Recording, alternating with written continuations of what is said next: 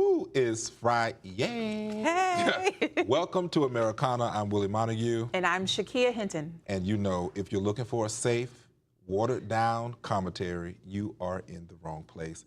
We are going to challenge you, us, expose the noise, talk about what actually matters. So you need to buckle up because it's Friday and we getting down to it. This is Americana.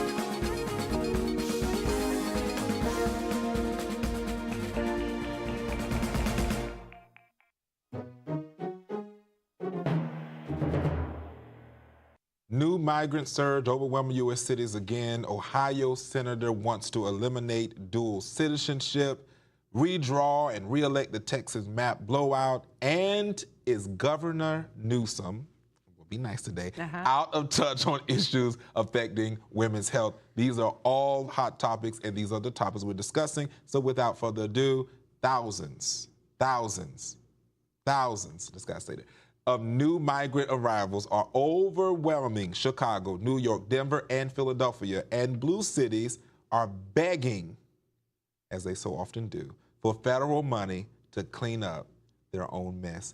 Here we are. They create this mess, Shakea, and now they want Papa Trump to help them clean up their mess. I dare not call that man Papa.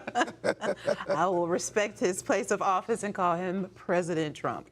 But I don't know what Democrat states or mayors or governors are begging for federal dollars and what thousands upon thousands of migrants are actually fleeing to these places. I believe the statement is reversed. Thousands and thousands of migrants are actually being illegally removed, forcibly removed from their homes. So I believe that a lot of these places are sanctuary cities. And I think now that they're seeing that the cost to keep them, because I believe it was New York that were having to pay, if I'm not mistaken, so don't quote me because this was a while ago, it was like around $10,000 a day or something like that. For what? To keep these people who are not citizens of those places, like these illegals there. And that's what they were having to pay out for the resources, the food and all the stuff. Now, are they green card holders, or are you saying they are completely outright illegals? They are illegals. And they're underground? Well, I don't think they're underground, they're giving it to them. I think that this was where they were trying to protect them in the beginning, where they were trying to protect them. We don't want Trump to come get them. They can come here. And that's when you start seeing, even with Governor, DeSantis, like, we're going to drop them off here, drop them off there. People starting to drop them off. And so now here we are, and they're saying that it's starting to now surge again, where now they're saying we need federal support for this, but it was them that asked for these sanctuary cities. I think the federal support, if that is true, I think that request is coming because a lot of these migrants are workers, whether they're doing agricultural or whether they are in hospitality, transportation. And if they are being removed from these sanctuary cities, then those cities are actually without workers to help carry the load. So it's like a 2020. A catch-2020. You either remove them and then you replace them with something else, but right now they're not being replaced with any other bodies. So this is what gets me, because I'm just going to have this as a conversation. What gets me is, why does the people who are needing jobs, because we're just talking about unemployment rates, we're just talking about that, why don't they start trying to recruit the people who live there versus saying, I need to hold on to these people? I feel like to me, that's shady, because it's almost like, let me put these people, because even though we're saying we want, they have family, they need to be protected, they're running away, but these people are getting paid pennies compared to what a citizen would get paid. So I don't think that's fair either. If you're going to keep them here, then pay them the same wage it would be that you would pay a U.S. citizen. Don't basically, in many ways, enslave them because it's easier for you to say, oh, they're here. Because that happened actually in Florida. I think it was, well, I ain't gonna say where it was, but it was a place in Florida that it happened in, where the mayor was literally like, hey, I'm aware that these people are here, but they're the ones helping us on our farm. And I'm like, but they got caught because they had been doing it so long, having buses come in late at night, dropping them off. And then because it was all this stuff with the whole illegal stuff in the beginning, No one knew it until they caught them at the hotels. Yeah. And then that's when he tried to defend and say, we've been doing this for years. Yeah. And so everybody's like, well, why did we not know that this was what was being happening in Apopka, letting these people get dropped off and doing that? So, I said it, didn't I? And there we go. Leave it to Willie. I tried, y'all. I was trying to hold it. I hear you, and that's probably the most sensible thing that I've heard you say all week. Well, thank you. There is a soul in there somewhere. It is. In spite of all the other things. But so what would you say for sanctuary cities? Should they continue providing, protecting, and allowing these folks to come over here and to actually contribute to our society, or should sanctuaries be completely shut down and banned? It needs to be banned. Why do we need a sanctuary city? I don't see the sanctuary cities for the homelessness, because most of the places are saying, well, we don't have funds and resources for that. They become criminalized too. Right. So how do you have funds for the migrants? Why don't you put the homeless people to work? Because most of them are citizens. These are not homeless migrants. These are your citizens who may have had, a bad year. They may have had a bad 2 years. Put them to work. Put them in there and say, hey, we will, as the state, help you in this area, get you on your feet, send you out. That's where I'm a little confused why we don't use what we have at the back door. I do agree with that. I don't know what's going on. I'm agreeing with you a little bit too much. Let's go to the next topic. I don't like this. Yeah. Ohio Senator wants to eliminate dual citizenship. Big news out of what? Big league. Ohio Senator Bernie Moreno just introduced a bill that would force Americans with dual citizenship to pick one country, U.S. or foreign, and give up the other. Is this a patriotic demand for loyalty or an attack on personal freedom and identity? I think it's the latter. I think it is a form of an attack on freedom and choice. And it would even go further than just picking a country to live in with dual citizenship. It would also have to entail vacations. Right. Why do we often vacation in the Caribbean or in another foreign country, but yet those same folks, when they come over here wanting dual citizenship, it's like, no, you can't eat off the land that we live on? I looked into dual citizenship for many countries, and what I saw is that it's a lot of process. It's not like you can go and say, hey, because a lot of them don't ask you to denounce. So this is what the difference is, because what I'm seeing here is you asking someone to denounce one country over the other. Correct. But even the other countries are saying you don't have to denounce, say, America. All you have to do is show that you have some kind of endeavors that you're doing here. Yeah. Some people require a year or 2 years, and then you have to go through an application process, and then you get that dual citizenship. So for this, I would say I'm actually not in agreement with it, because I do believe that people should be able to have dual citizenship. Because I personally, even myself, have sought out and said, oh, it'd be fun to be somewhere, whatever. And a lot of people, because you don't know what it is, it could be business purposes, it could be those things, because there are exchanges of wealth across many countries. Are you well today? Are you feeling okay? What is in the tea? They put something in the bottom. What is happening? But I would say that I would have to disagree with that, because it does take away from that particular ability to, if we're talking about the freedom to do something, that's also part of our constitutional right. Absolutely. To be able to go wherever we want to. We should not be bound to one country. And if the country has certain rules and laws, just follow those rules and laws. Now, because we're still kind of in the vein of immigrants and dual citizenship and all those things, would you also have that same stance for those who come over here seeking asylum or seeking a new life, and they would go through the due process of becoming a citizen of the United States? Would you also feel that same way if it was reversed? Yeah, I always say that I don't care if people come to the country the right way, but I don't want us to fund something where we just say, oh, they're an emergency, let's let them go over here. Because when we don't have enough to even the census really doesn't even track the American citizens we have. Talk about it, Montague. Let alone be able to track those who are not here. So it just needs to be a cleaner system. And if you want to come here, by all means, America is a melting pot. Just do it the right way. And you think America is a melting pot. It is a melting pot. I've never not but said just that. Earlier this week when we were talking about the Haitians, you mentioned something about they shouldn't be over here. No, I said something you said off camera. I won't repeat. I said I said the level of their contribution from their country, and what I meant by that, let me clarify. Please clarify. Their leadership per se, like their country cannot really do anything for us because they are not considered a first world country. So what can Haiti do for us? So if you come here, just do it the right way. I'm all for it. I love Haitians. I love grill. I love pickles. Y'all can send me some in the mail, and I thank you. But I want y'all guys to do it the right way and clean up your yards. Oh, see? Here you go. And I didn't even mention that. I was going to leave that off camera. You just trifling. Okay, you're waking up because this other person who started off the show was not the same. Oh, we have to take a quick commercial break, but don't move. We'll be right back discussing the redraw and reelect. We are talking about the Texas map blowout and then Governor Newsom out of touch on issues affecting women's health. Oof. Stay with us. This is Americana.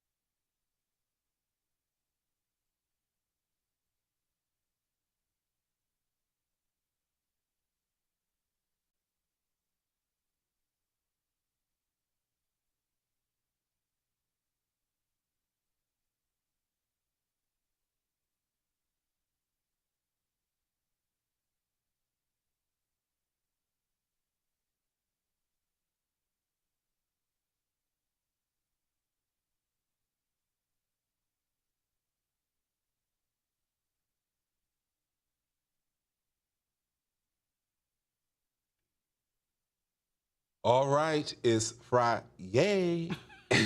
And we are back. There's something going on in Texas, and we're going to talk about it. The Supreme Court, the U.S., just to clarify, not Texas Supreme Court, the U.S. Supreme Court just cleared the way for Texas to use a brand new GOP-built congressional map, giving Republicans up to 5 extra House seats before 2026.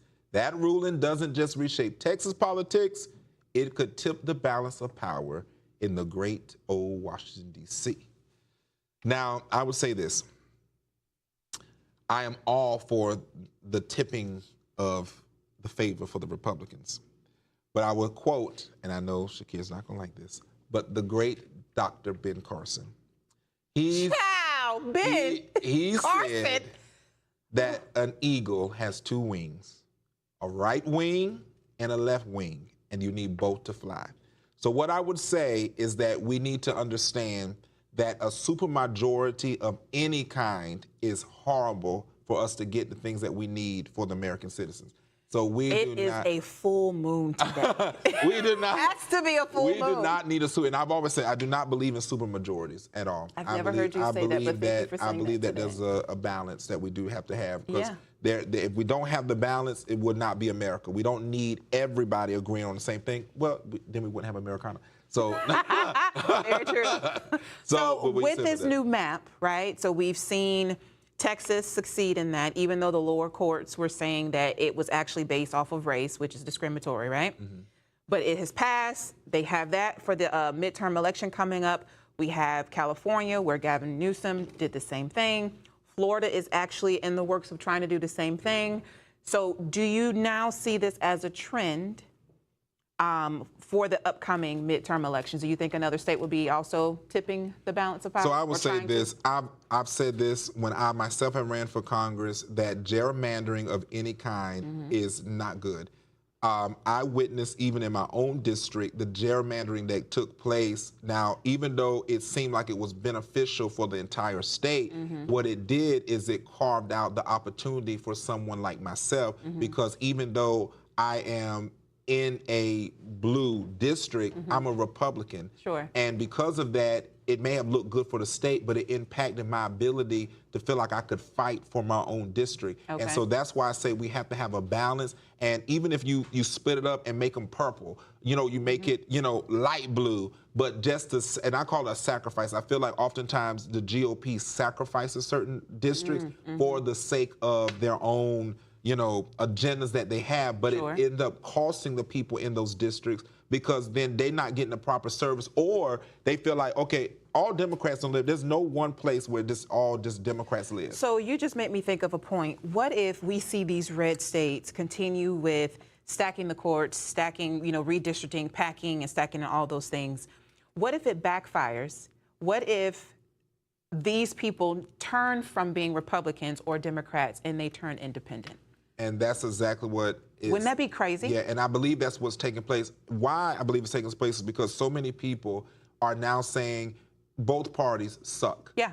And they're like, I don't know who I want to agree with. Yeah. Because this is why a lot of people, for you guys that say independence don't work, it doesn't work in most places that have primaries. Correct, because you can't vote. Right, you can't vote in the primary because you have to be a party. Uh-huh. But if there is enough people that rise up in the independent party, because there's a difference between you saying you're independent, because the independent is an actual party. Yes. And some people say, oh, I'm independent, but are you registered as an independent? And when you're registered as an independent, it does, cut you out of some of that, and then I think it does some of the off-year elections too. But if there's enough power in the people to say, I'm done with both, I believe that's going to be the tip of the iceberg. I think that actually, I can see that happening, actually. I can see that happening in states possibly like a Florida.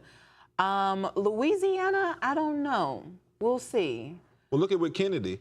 Look Yeah. at how everybody was rising up during the presidential campaign. Very true. And it was like he was out there, like the courts got involved, where they were like, no, he can use his petition. Like he had to literally go backwards and redo all the work he did to go behind and support President Trump. And I think that was showing like, okay, this may be, and here we go now with this midterms, which I believe is going to be one of the largest midterms election we've ever seen. I would agree. Because on both sides, people are, they're itching to see what's going to happen. Are we going to lose seats? Are we going to keep seats? Is the Democrats going to take over? Are the Republicans going to remain? And it's going to be a time. And that's why I would say this to anybody there, y'all. Everybody needs to get out there and be prepared to be registered and to vote. Because if not, whatever you or whoever you support, it can be up for grabs. It is up for grabs now. And I think, too, the Republicans they're still excited over the win they just had in Tennessee. There was a special election for the House seat, and so they barely won that by like a small margin. And so had that woman won that seat, it would have caused another uproar, kind of like what we saw when Mamdani won, a month ago now, I think. So my next question for you, and I know we probably got to go, do you think there are going to be more Zohran Mamdanis? God, that's scary. But yes. Ooh, tell me why. Because on both sides, far right and far left is what a lot of people are wanting, because it gives a sense of this person is out of it. Because people consider me far right in a lot of things. Yes. And so because of that, to some people it's like, well, we need that. And then on the progressive side, it's like, we need that.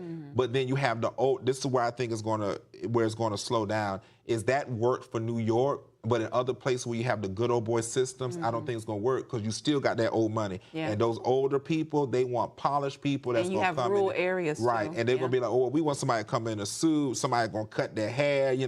Sometimes in some places I'm too niggerish for some people. So they may not be able to go out there and support. So nonetheless, California Governor Gavin Newsom recently vetoed the Menopause Care Equity Act, a bill aimed at improving health care for menopausal women.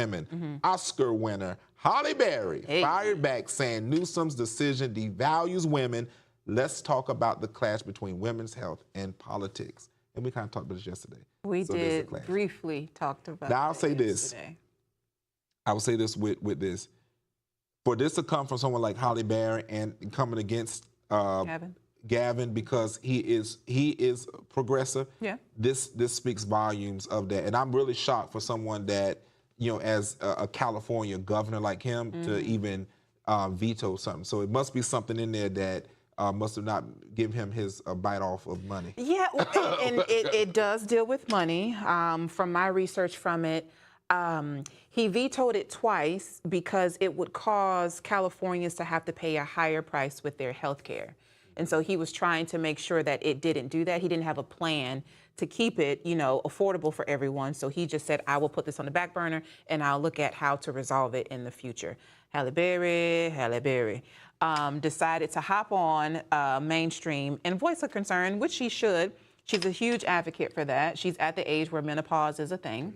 Menopause can hit anyone between the ages of like 30 on up. Have you ever come across a woman who has experienced menopause? Yes, God. Yes. And what was your experience like? Keep me near the cross. But I would say, What? But I would say there's a lot of. I see the emotional side, but I would say I'm about that. So I say that I saw the emotional. I saw what it takes, the medical needs that are there, even sometimes with mental health that is needed. Now this is where the part I come in, and this may not be liked. I'm all about all natural. I think that holistic stuff. Yes, okay. I think that a lot of times with this again that we're depending on the government to help us, because I feel like what did our grandmothers and them do during that time? Like Understood, but we have modern technology now where, yes, those holistic practices do work, but in addition to that, what can we do that would help the everyday people in an immediate need? Hormonal therapy is a real thing. Most men who reach a certain age and they are not able to perform sexually get help where they see immediate results. Women, on the other hand, we are still trying to fight for simple healthcare needs. So I commend Halle Berry for wanting to push this agenda. Well, you know what I say with stuff like this, though, because I think we do this all.